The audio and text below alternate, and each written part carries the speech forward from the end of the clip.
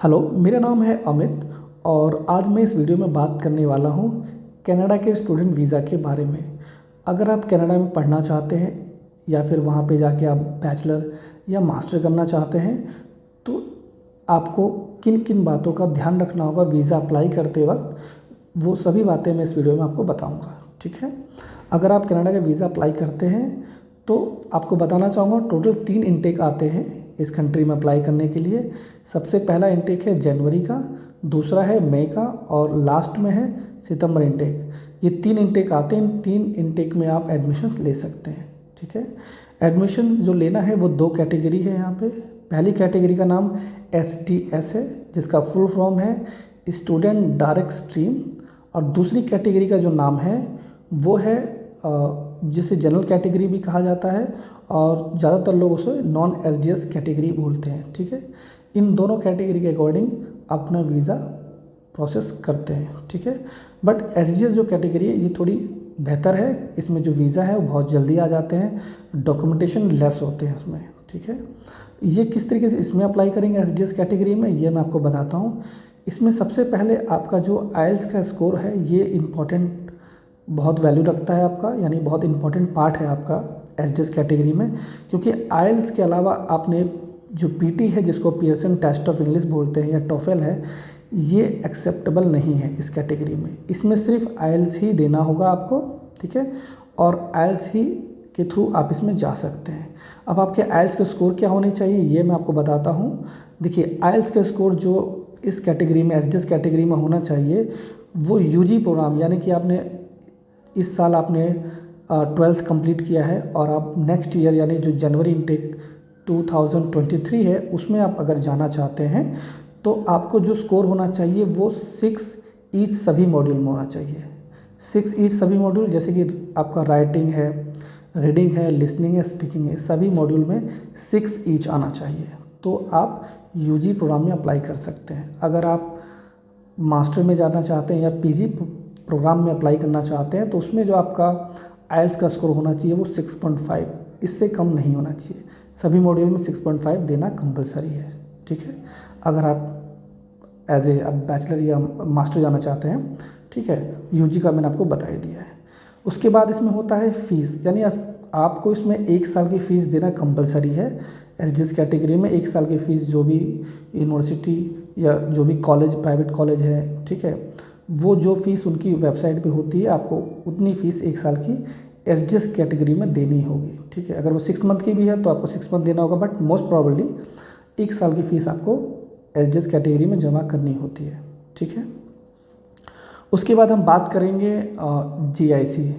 ये जो GIC है ये गारंटेड इन्वेस्टमेंट सर्टिफिकेट होता है, यानी कि आपको एक ब्लॉक अकाउंट ओपन किया जाएगा जिसमें आपको 10,200 कैनेडियन डॉलर डिपॉजिट किए जाएंगे आपको इसमें, और इसमें जो है एक सर्टिफिकेट आपको मिलेगा कि आपका इसमें पैसा इतना जमा है। जब भी आप कनाडा का वीज़ा जब आपका आ जाएगा उसके बाद जब वहाँ पे आप पहुँच जाएंगे तो आप अपने बैंक में जाके आप जो है डेबिट कार्ड या जो भी पासबुक है वो आप ले सकते हैं, कोई इशू नहीं है। ठीक है, तो ये आपको जो है GIC जमा करना होगा जो कि $10,200 होगा। ठीक है, इतनी सारी चीज़ें आपको SDS कैटेगरी में लगेंगी। ठीक है, मेन चीज़ों का ध्यान रखना है जिसमें नंबर 1 पे है IELTS। अगर आप UG में जाना चाहते हैं तो आपको 6 ईच सभी मॉड्यूल में लाना होगा, और अगर आप मास्टर या PG में जाना चाहते हैं तो आपको 6.5 सभी मॉड्यूल में लाना होगा। ठीक है, 1 साल की फ़ीस देनी होगी और GIC पे करना होगा। ठीक है, ये SDS कैटेगरी में, और वीज़ा सक्सेस रेट बहुत अच्छा है इसमें, बहुत जल्दी वीज़ा आ जाते हैं, ज़्यादा टाइम नहीं लगता है और लेस डॉक्यूमेंट है इसमें, ज़्यादा डॉक्यूमेंट की जरूरत भी नहीं पड़ती है। उसके बाद हम बात करते हैं नॉन SDS कैटेगरी की।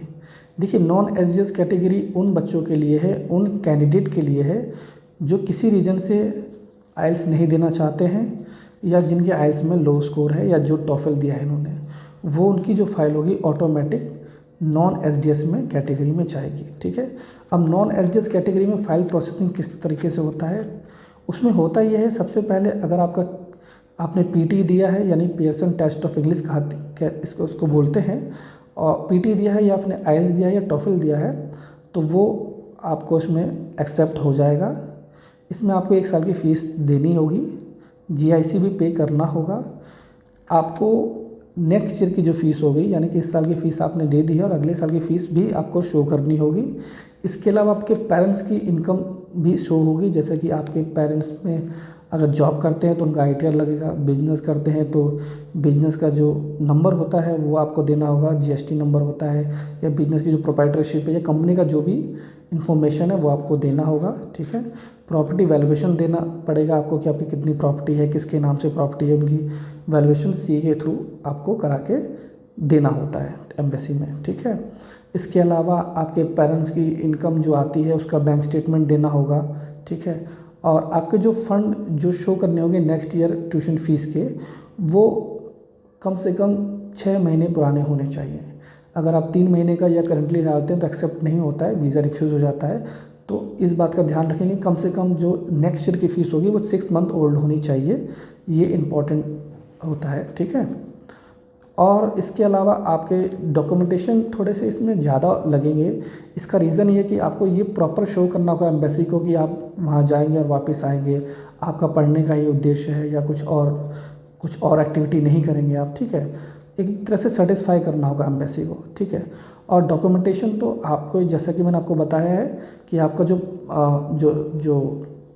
पेरेंट्स की जो इनकम है वो तो आपको दिखानी होगी। बिजनेस का जो भी अगर करते हैं पेरेंट्स तो बिजनेस के सर्टिफिकेट लगेंगे। अगर आपके माँ बाप खेती करते हैं, कोई भी जॉब नहीं करते हैं, तो उनके जे फॉर्म जो होता है, यानी जो खेती बाड़ी से जो इनकम होती है वो उसके सर्टिफिकेट्स देने होते हैं। तो ये नॉन एच कैटेगरी में थोड़ा सा प्रोसेस डॉक्यूमेंटेशन के ज़्यादा हैं, थोड़ा टाइम लगता है इसमें, बट इसमें भी वीज़ा आ जाता है, ऐसी बात नहीं है।